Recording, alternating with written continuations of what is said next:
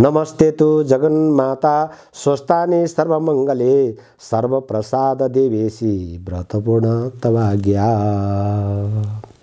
अब पुष्पाञ्जलि। यं ब्रह्मा बडुरेन्द्र रुद्र मरुतो स्तुन्वन्त वेदैस्तवै देवै साङ्गपदक्रमोपनिषदै गायन्ति यं सामगा। ध्यानावस्थितगतेन मनसा पश्यन्ति यं योगिनो यस्यन्तं न विदुसुरासुरगणा देवाय तस्मै नमः। श्रीमद्चन्दनचर्चितो जलबभो शुक्लम्बरा मल्लिका मालालङ्कृतकुण्डलं प्रविलसा मुक्तावली शोभिता। सर्वज्ञाननिधान पुस्तकधरा रुद्राक्षमाला धरा वाग्देवी वदनाम्बुजे वसतु मे त्रैलोक्यमाता चिरं। मुखं करोति वाचालं पङ्गुलं लङ्घयते गिरिं एतकृपातमः वन्दे परमानन्दमाधवम्। नमो भगवते तस्मै व्यासाय मिततेजसे एष प्रसाद दक्ष्यामि नारायणं कथामिमां। नारायण नरस्कृतं नरं चैव नरोत्तमं देवी सरस्वती व्यासां ततो जयमुदीरयेत्। पुष्पाञ्जलिं समर्पयामि श्री सरस्वती देवी नमो नमः। अब 7औं अध्यायको कथा प्रारम्भ।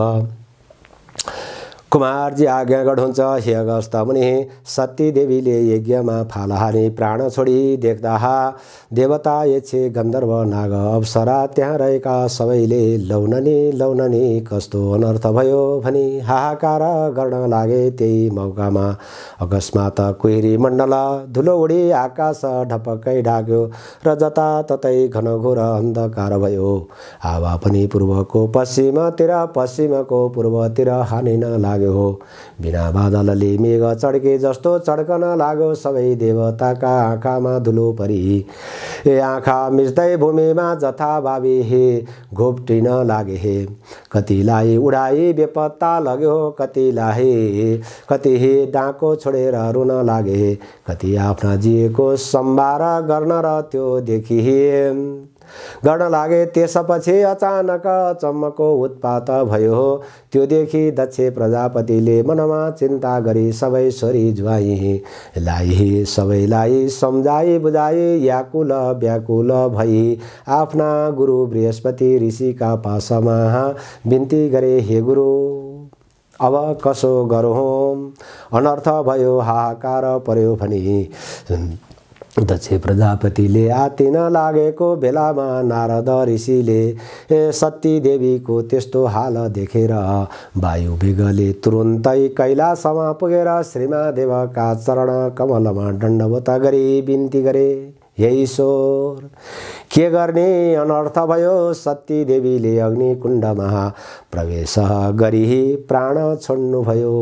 के हे करुणामय प्रापिष्ट दक्ष प्रजापतिले तपाईलाई तरह तरहका निन्दा गरे, हेला गरी गाली गरे। त्यो कहाँको देवता हो, त्यो बौला पो हो, त्यसलाई नडाके मलाई के होला भनी निन्दा गर्यो हो। सती देवीले सहन नसके एकदम रिसाएर लात्तीले भूमिमा हानी कसैको पनि मुख नहेरी जटाजट यज्ञमा प्रदक्षिणा गरी तपाईको नाम लिँदै यज्ञ कुण्डमा फालहानी प्राण त्याग गर्नुभयो।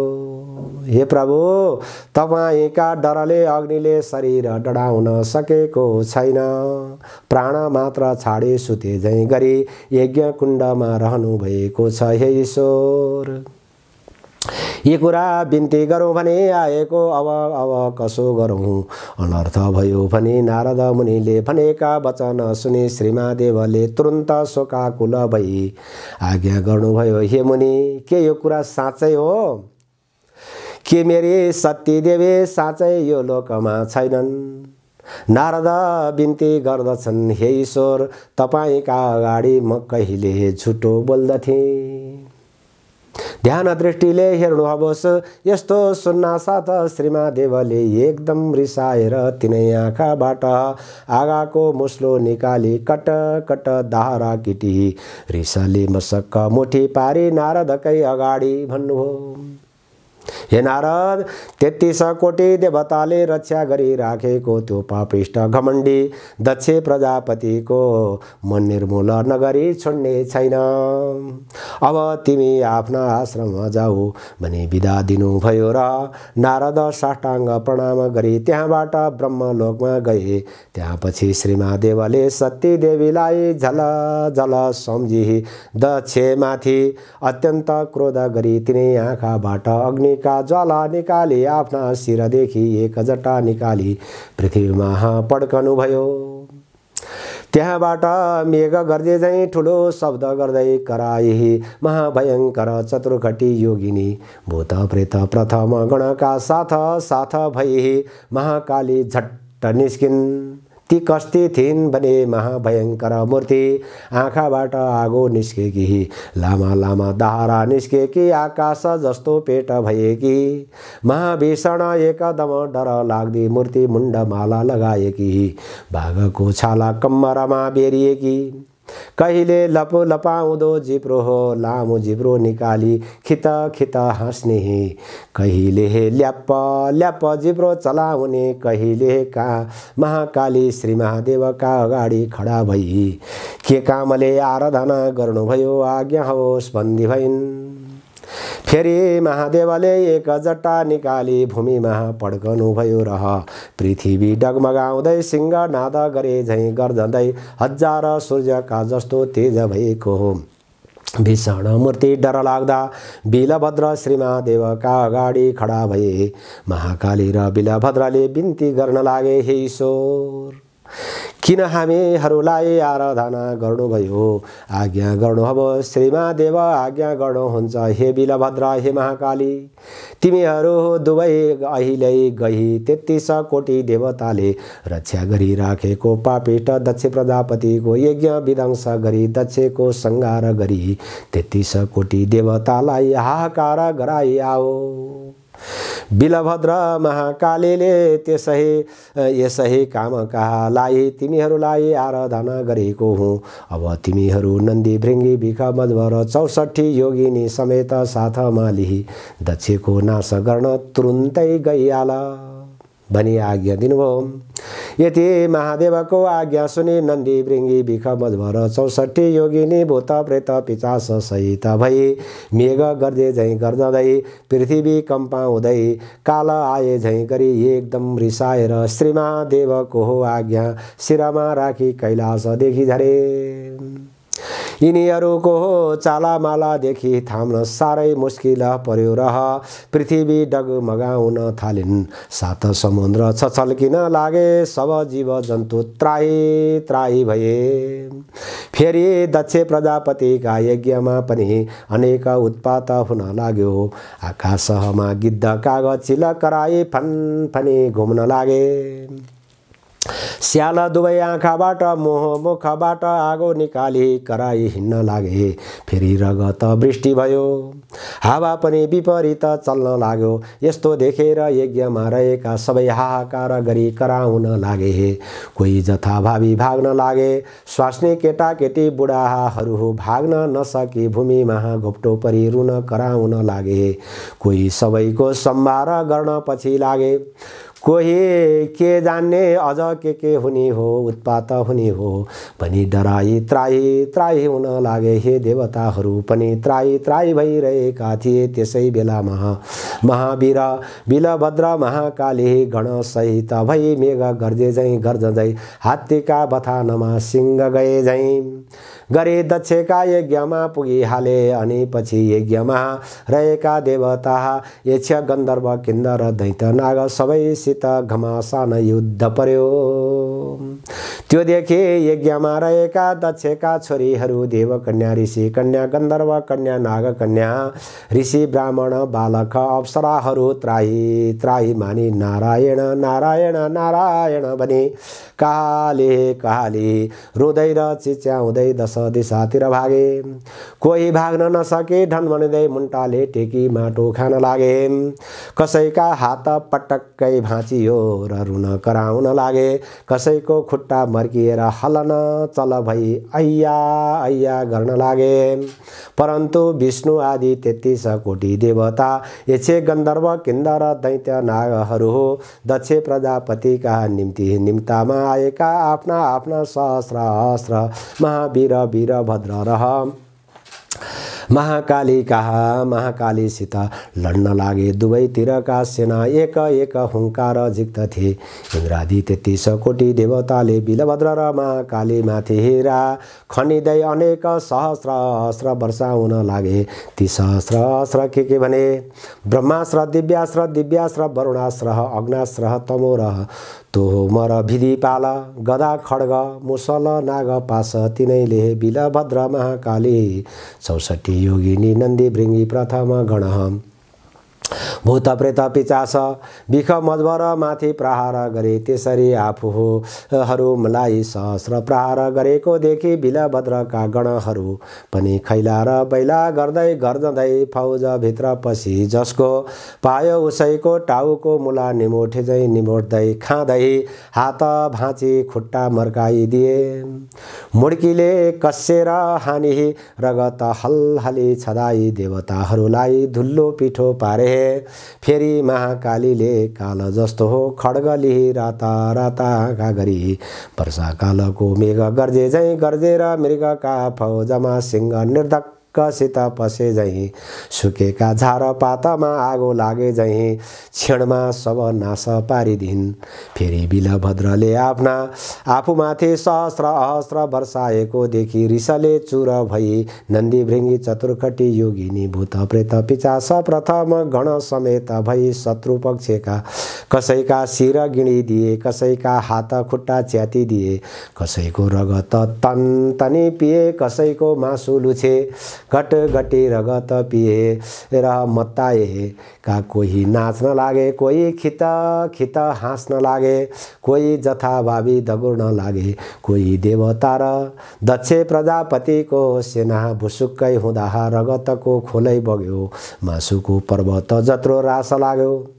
देवता यक्ष गन्धर्व किन्नर दैत्य नाग दक्ष प्रजापतिका सेनाले फेरि महाकाली उपर नगिचमा आउन साथ भस्म भए। महाकाली चतुर्खटी योगिनी भूत प्रेत पिचास प्रथम गणले फेरि दक्ष प्रजापतिका सेना कतल पारे। बिखमजबरले पनि सबैका शरीरमा घुसेर चेत हराइदियो। तब वैकुण्ठनाथ विष्णुले सम्पूर्ण देवता यक्ष गन्धर्व किन्नर दैत्य नाग भागिरहेका दक्ष प्रजापतिका सेनाहरू हलन चल भएका देखि आफ्ना शरीरबाट शीताङ्ग बरह उत्पत्ति गरी सबैलाई सचेष्टा चेत आएको गराउनु भयो र थरीका सहस्र लिहिदन कँदो आगामा पुतली झैँ वीरभद्रमाथि जाइ लाग्नुभयो। वीरभद्रले त्रिशूल उठाए, सिंहनाद गरी सुकेका खरमा आगो लागे झैँ क्षणमा कोटी दक्ष प्रजापतिका सेना मारिदिए। कसैका शिर छैनन्, कसैका पाउ छैनन्। त्यस्तो देखि कोही रक्षा गर भनी भाग्न लागे।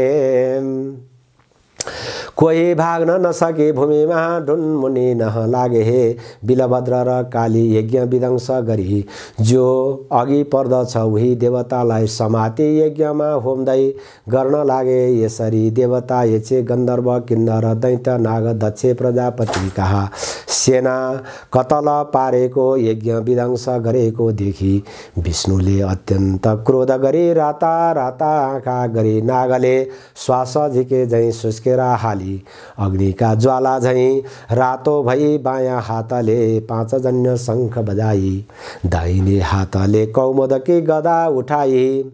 संहार कालमा रुद्र जाँदा झैँ वीरभद्रका सेनामाथि जाइ लाग्नुभयो। त्यो देखि देवता यक्षे गन्धर्व किन्नर दैत्य नाग दक्ष प्रजापतिका सेनाले धन्य धन्य विष्णु तपाईको जय कल्याण होस् भनी आफ्ना आफ्ना सहस्र अस्त्रले विष्णुका साथ लागि लड्न लागे। त्यो देखि महाकालीले क्रोधले अग्निका ज्वाला जस्तो बडो तेज निकाली खड्ग उठाए चतुर्खष्टी योगिनी भूतप्रेत पिचास प्रथम गणले सहित भई गएर लड्न लागिन्। जस्तो ठुलो हुरी चल्ला मेघ खण्ड खण्ड भई फाट्दछ त्यस्तै गरी देवता यक्ष गन्धर्व किन्नर दैत्य नाग दक्ष प्रजापतिका सेनालाई महाकालीले छिन्न भिन्न पारी 10 दिशामा भगाइन्। त्यो देखि विष्णुले निर्धक्कैसित बिलभद्रका छातीमा कौमुदकी गदा प्रहार गर्नुभयो। त्यो गदा बिलभद्रका छातीमा लाग्नाले बिलभद्र मूर्छा भई भूमिमा गिरे। फेरि विष्णुले नन्दी भृङ्गी चतुर्खटी योगिनी भूत प्रेत पिचास प्रथम गणलाई त्राई त्राई गराई 5 जन्य शङ्ख बजाई गदा उठाई जाई लागि हान्नुभयो। नन्दी भृङ्गी चतुर्खटी योगिनी भूत प्रेत पिचास प्रथम गण शङ्खका शब्दले र गदाका प्रहारले कोही भूमिमा गिरी मूर्छा परे कोही जथा पायो उतै भाग्न लागे। त्यो देखि देवता यक्ष गन्धर्व किन्नर दैत्य नाग दक्ष प्रजापतिका सेनाले धन्य धन्य विष्णु भनी पुष्पवृष्टि गरी तुति गरेको। मूर्छामा परिरहेका महावीर वीरभद्रका कानमा झट्ट पर्यो र चेता आयो।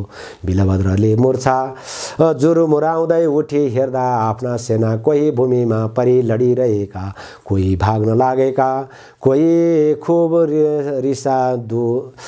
रिसाएका कालह समान त्रिशूल उठाई नारायणलाई ताकेर बेगले छोडे। त्यो त्रिशूल विष्णुका छातीमा लाग्यो र त्यसको चोट सहन नसकी नवद्वारबाट रगत बगाई रणभूमिमा नारायण लोटिनुभयो अथवा मूर्छा पर्नुभयो।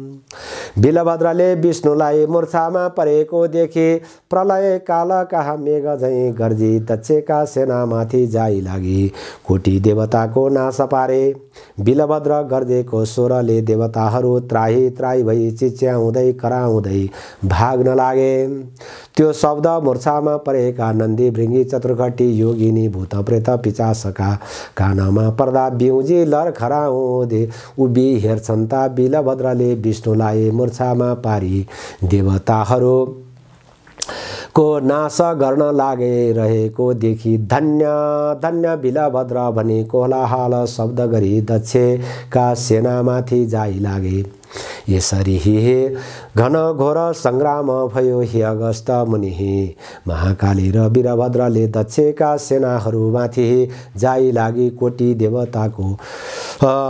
कोही देवताको टुपीमा फन्को मारे पछाडि खड्गले छप्काए कसैलाई मुड्कीले हानी मारे। 64 योगिनीले कसैलाई पनक्क निमोठी मारे कसैलाई काखीमा हातले पाल पारी मुख लगाई तनी रगत पिउन लागे। कसैलाई टपा टप पक्री यज्ञमा हुत्याई मारे। यसरी कोटी देवता यक्ष गन्धर्व किन्नर दैत्य नागहरूको नाश गरेको र बिलभद्रका सेनाले जय जय भनी कराएको शब्द मूर्छामा परेका विष्णुका कानमा पर्यो र बिउजिनुभयो। खडा भए हेर्दा बिलभद्र र महाकाली दक्षको यज्ञ विध्वंस गरी कोटी कोटी देवता र दक्षका सेनाको समेत नाश गरेको देखि अति रिसले चुर भएर हे पापिष्ट बिलभद्र आज तेरो नाश गरौँला तेरो प्राण लिई दक्षको यज्ञ पूर्ण गरौँला। तब सम्पूर्ण देवता यक्ष गन्धर्व किन्नर दैत्य नागहरूलाई सन्तोष होला। आज एकादश रुद्र तेरा सहाय भई आए पनि तेरो हो रक्षा गर्न सक्ने छैनन्। सम्पूर्ण दुष्टको नाश गर्ने यो चक्र देखिस् कि भनेर सुदर्शन चक्र देखाउनुभयो। विष्णुले भनेको यस्तो क्षुद्र वचन सुने बिलभद्रले पनि रिसाएर विष्णुलाई भने हे पापिष्ट विष्णु सम्पूर्ण दुष्टको नाश गर्ने चक्र भनी देखाइस, नाश गरौँला भनिस, लौ देखौँ त कतिको नाश गर्दो रहेछस्। तुरुन्त प्रहार गरिहाल यति बिलभद्रले भनेको वचन सुनि विष्णुले रिसाएर बिलभद्रलाई ताकि सुदर्शन चक्र छोडिदिनुभयो।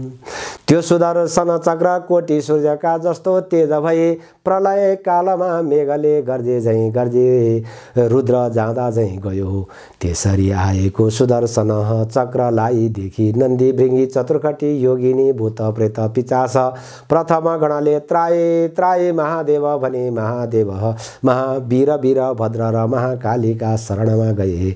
यस्तो हो समुद्र मथन गर्दा कालकोट बिक निस्क्यो र महादेवले निल्नुभयो। त्यस्तै गरी बिलभद्रले त्यो चक्र आएको देखि मुख बाई दिएर सलक्क निल्न तयार भए। त्यो देखि विष्णुले चाँडै दगुर्दै गई बिलभद्रका मुखदेखि सुदर्शन चक्र निकाली त्यहाँदेखि अन्तर्ध्यान भई वैकुण्ठ जानुभयो। इति श्री स्कन्दपुराणे केदारखण्डे माघमस्ते कुमार अगस्त्य माघ महात्म्ये कुमार अगस्त्य संवादे श्री स्वस्तानी परमेश्वरी व्रत कथायाम् अथ सप्तमोऽध्यायः। अब पुष्पाञ्जलिः उपनयेतु मङ्गलं वा सकल जगत मङ्गलाय श्रीमान् दिनकर किरण निबोधित नवन निबदलने वेक्षण कृष्ण काले वर्षतु प्रजन्यं पृथिवी सस्यशालिनी देशोऽयं क्षोभरहितो ब्रह्मणा सन्तु निर्भया अपुत्रा पुत्रिणा सन्तु पुत्रिणा सन्तु पौत्रिणा निर्धना सदना सन्तु जीवन्तु शरदं शतं तत्रैव गंगा यमुने च तत्र गोदावरी सिन्धु सरस्वतीश्च सर्वाणि तीर्थानि वसन्ति तत्र यत्र च्युतो द्वार कथा प्रसंगा या कुन्दे दुदुसारहार धवला या शुभ्रवस्था विड़ा या वीणा बड़रंड मंडित करा या श्वेत पद्मासना या ब्रह्माच्युत शंकरं प्रभृति भेदै सदा वंदिता सा मां पातु सरस्वती भगवती निश्चैत जाड्यापहा कायेन वाचा मनसंद्रैर्वा बुद्ध्यात् मनावात् प्रकृति स्वभावात् करोमि दैत्यत् सकलं परस्मै नारायणायेति समर्पयामि। पुष्पाञ्जलिं समर्पयामि। श्री स्वस्तानी देव्यै नमो नमः।